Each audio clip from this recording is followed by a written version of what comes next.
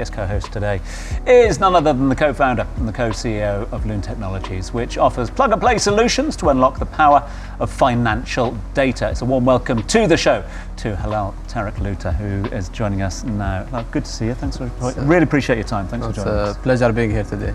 Listen, I know Loon Technologies well. Many out there will. Many won't, though, as well. So just give us this elevator pitch of the sectors you work with and what sets you apart from the competition. So we're a data company that mainly works with banks and financial institutions to help them make sense of their transaction data and build value-added use cases on top of it.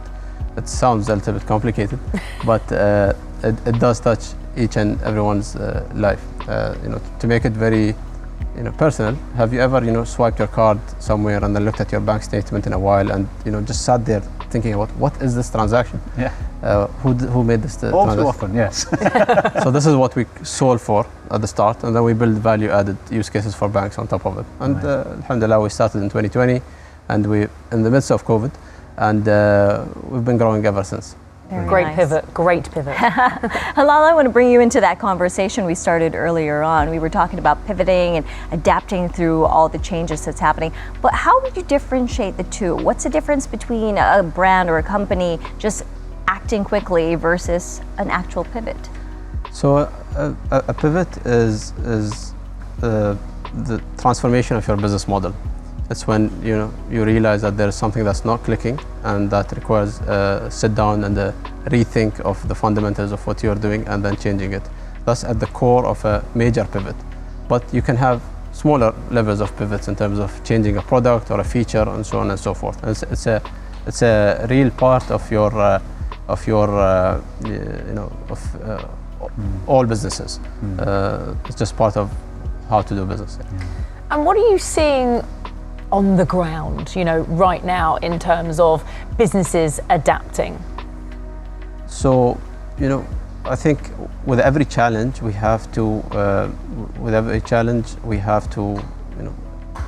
or people tend to either react quickly or not do anything, or really sit down and calmly try to figure out what do they need to do to continuously either thrive or survive or grow.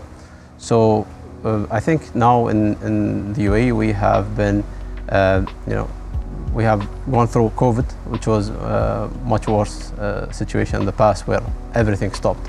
And we have learned a lot from that. And we're also very lucky to be in this ecosystem that is very resilient, knows how to evolve and develop and overcome these challenges. What's your advice to businesses, to leaders out there at the moment? We know that with uncertainty comes a bit of pressure in times of when to make decisions as well, because you've got to sum up the situation. Is this a short-term blip? Is this a short-term move, or is this something a little bit longer? When do you make the right decision? What's the sort of advice on that to leaders? So one of the things that people don't realize that are not in the business field is that uncertainty is actually a part of our everyday business. It's a nature of being that we live on a day-to-day experience that we experience. So given that, we are already kind of attentive to the situation. There is uncertainty even in normal business or normal days. However, when things seem from the outside to be rocking the boat, there are, one of the most important things is to stay calm. That's the first thing.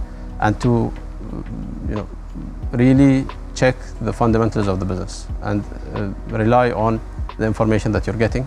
Is there something seriously that's going to affect the fundamentals of my business, and you need to make that assessment. So, and this differs by sector. So if F&B will be different from technology, are my clients getting affected?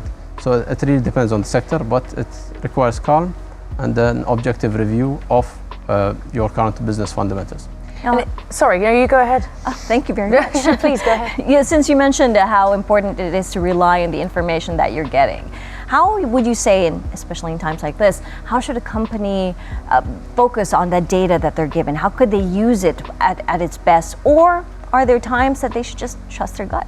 That's actually the same question I was going to ask. Amazing. It was about the data side of things, yeah. Was someone saying? Yeah. So there are funnels of data that come from your day-to-day business. There are data funnels that come from external factors. So you really need to assess both of them hand in hand. So for example, from what am I seeing from my clients? Are they being receptive? Has something changed with my current clients? Is there something that has affected their business model or something within their day-to-day business? You need to couple that with what information you're getting from the market, from the media sources, from the directives of the government, and you need to make your assessment. The most important thing is not to quickly overreact or quickly come up with an emotional decision affecting the business. Because in the end of the day, it's building a business and building the parts that run this business has taken years. And deciding to pause that or change things within it and then realizing that you didn't need to do that might be very hard to roll back on after a while. So these are a couple of the points. It's interesting you were saying about using the data versus kind of gut instinct, I suppose, because that at the end of the day is super important for entrepreneurs and business founders. Obviously, you run your business here in Dubai, and you've already mentioned the ecosystem here. What is it about this city that is helping and adapting and really assisting the ecosystem and these business owners during these times? So I've said this before in various podcasts and interviews, and I say it again. We are probably, or most definitely, the luckiest people in the world to be in this ecosystem as business owners. I have not seen any place with my fellow co-founders and fellow founders from all around the world where you have an ecosystem where the government and the stakeholders are so receptive to feedback and so accessible that we have not seen that anywhere else in the world. So that's one of the things that we have seen. And they are proactive. So as a business owner, you get the comfort that there are people that they're more worried about your business than yourself, and they're taking the steps before you even start. So that's one of the things that I've previously said in other podcasts, and we're very proud to be part of this ecosystem. And I definitely say I do not see any other ecosystem that would even come close to where we are.